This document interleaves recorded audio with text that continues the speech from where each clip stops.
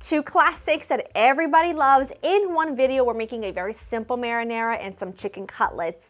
The reason I wanted to share this video with you, it's because I got inspiration from a girlfriend of mine who has two kids in sports, and we were talking about holiday cooking and everything that goes into the holiday season, and she was telling me how she literally said, like, the only way I can get anything done and not worry is just knowing that I can make your marinara sauce and your chicken cutlets from your book, and I can have them ready in the fridge, and I can either fry them last minute or I can have them ready for the kids to eat in between activities, especially at the holiday season when we're so busy. And I thought to myself, you know, I am creating a lot of fantastic recipes to share with you for the holiday season, but really we cannot forget that we need those basics that we turn to over and over again. And I know that neither of these recipes are groundbreaking, they're not super festive, but in this household, they are the two things that get eaten by everyone, especially my little one, and they stay really well in the fridge, and you can cook up your pasta last minute if your sauce is ready, and you can bread your chicken cutlets ahead of time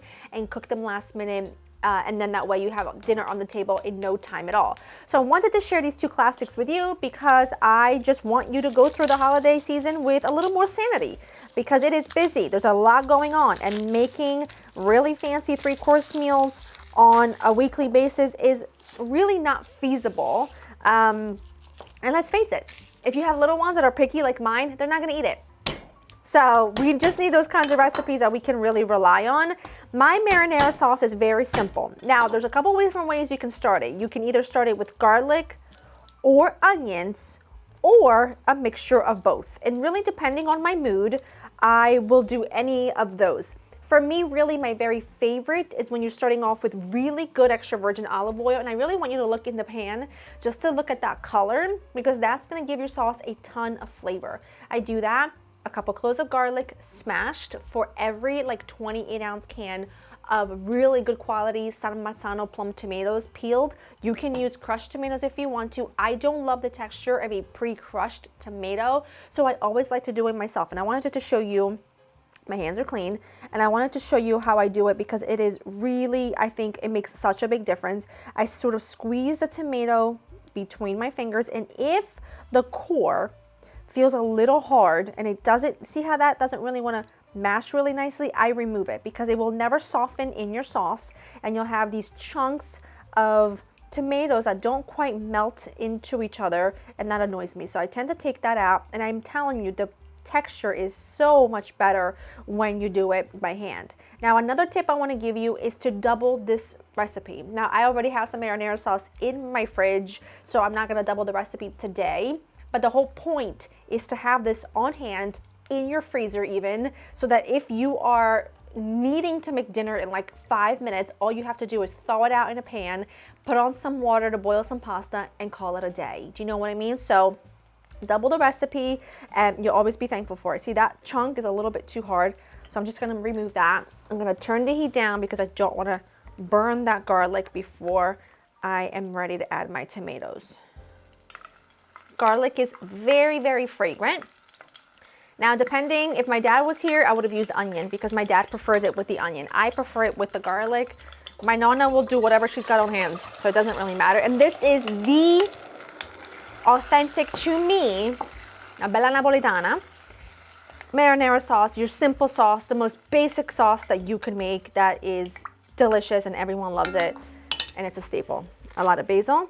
Add that right in. Do not be afraid of the olive oil. It all cooked together, and it gives the sauce really, really gorgeous flavor. I want a good 3 tablespoons for every can of sauce. I'm gonna add a good pinch of salt, and I'm just gonna let this simmer. This only needs 20 minutes. Get your water going, get that simmering. In the meantime, while I pop this on the back burner to simmer, we're gonna bread and cook up some chicken cutlets really quickly. Time to make our cutlets. This is the way I've always had my cutlets, and it's the Italian way, and I just love it. In a shallow bowl, I've got a couple of eggs and a little bit of milk. I'm gonna add some Parm. I'm gonna add some Parm to my breadcrumbs. I've added some salt to my breadcrumbs as well. No, I'm not using granulated garlic. No, I'm not using anything else. This is all you need. When you cook these in olive oil, they get really golden, really delicious, and they take on the flavor from the olive oil, and the breading becomes all toasty and gorgeous, and the chicken's really thinly sliced, so it stays juicy. I don't want to add a ton of different things to compete with that, because when you have a really good cutlet, that's just what it should taste like. They're my favorite. We eat them with a squeeze of lemon on top. You can dip them in ketchup if you want, like my sister. I will not judge you. But they have to be just prepared really, really simply. I just salt the chicken on both sides, and it's important that your chicken's nice and thin. You want it to be thin. You don't want it to fall apart, because if it falls apart, look at that. That is a perfectly pounded chicken breast right there. That is gorgeous. If it falls apart, it's not gonna cook evenly, and we don't want that. So I'm just gonna season both sides, and now I'm just gonna dip and dredge. This is what I do. I do not put it in flour, because what I have found over the years is when you dredge flour, egg, and breadcrumb and you go to cook them, the actual coating tends to come right off. It like peels right off. So by adding just a little bit of parm to your eggs, it kind of helps the egg really bind to that chicken breast, and then you don't have a need for the flour. And you're gonna just dip it right into that egg, and then shake off any excess, and then you go right into the breadcrumb. I don't use flavored breadcrumbs because I don't like flavored breadcrumbs. I feel like the flavor of the Italian style breadcrumbs is like a very odd, like not real cheese taste, and it's just not my favorite. So I would just much rather add some cheese to plain breadcrumbs, and it's just so much more delicious. So you wanna press them in. And a really important thing to do when you're making cutlets anyway is to just let them sit for like 10 minutes. If I were to fry them right now, you see this? You see all of that that's falling off? It will burn immediately, and it won't really adhere to your chicken well. But by giving it a solid like 10-ish minutes to sit there, the breading will sort of absorb a bit more into your chicken. So when you go to cook it, it just cooks really evenly. I'm gonna do the rest of these, and then I'll get my pan going. Look how gorgeous. Look how gorgeous. Perfect. My oil is to temperature. I always fry in a light olive oil because that is my favorite. I don't ever like to fry in an extra virgin olive oil because it tends to burn and the flavor tends to be a little bit too strong, and it's really not the vibe nor the move.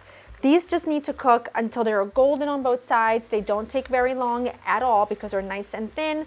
Don't overcook them. Don't overcrowd the pan. But you can also make a stack of these just like this. Cover them, pop them into the fridge. They'll last a couple of days, and if you want to make them fresh, you can make them fresh, or you can fry all of them, put them in the fridge as is, and people can eat them as they go, or you can fry them, then you can put them in the freezer, and then you can just put them into your oven to reheat through like you would like a frozen nugget until they're like warm through, and that will only take like 15 minutes. So you've got options, but these are just what everyone loves. So I always make a big stack to make them happy.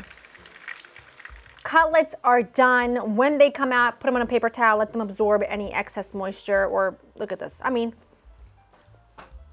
look at this. A thing of beauty. I've got a certain 8-year-old waiting to dive into one, which I'm gonna cut her one in just a minute. My sauce is looking gorgeous. My pasta water is coming to a boil.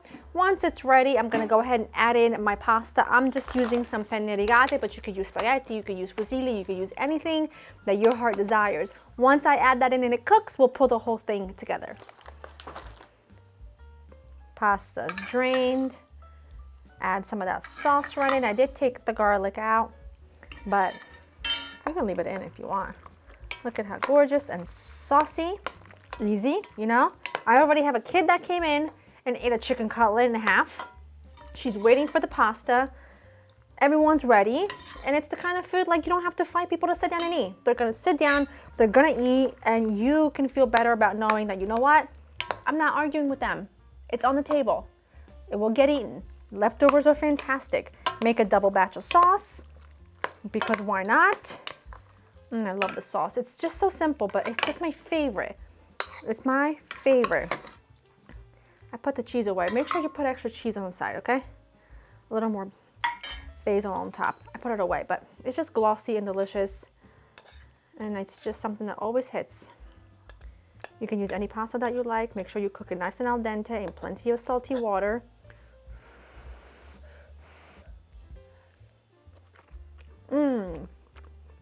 It's like comfort in a bowl. It's my favorite.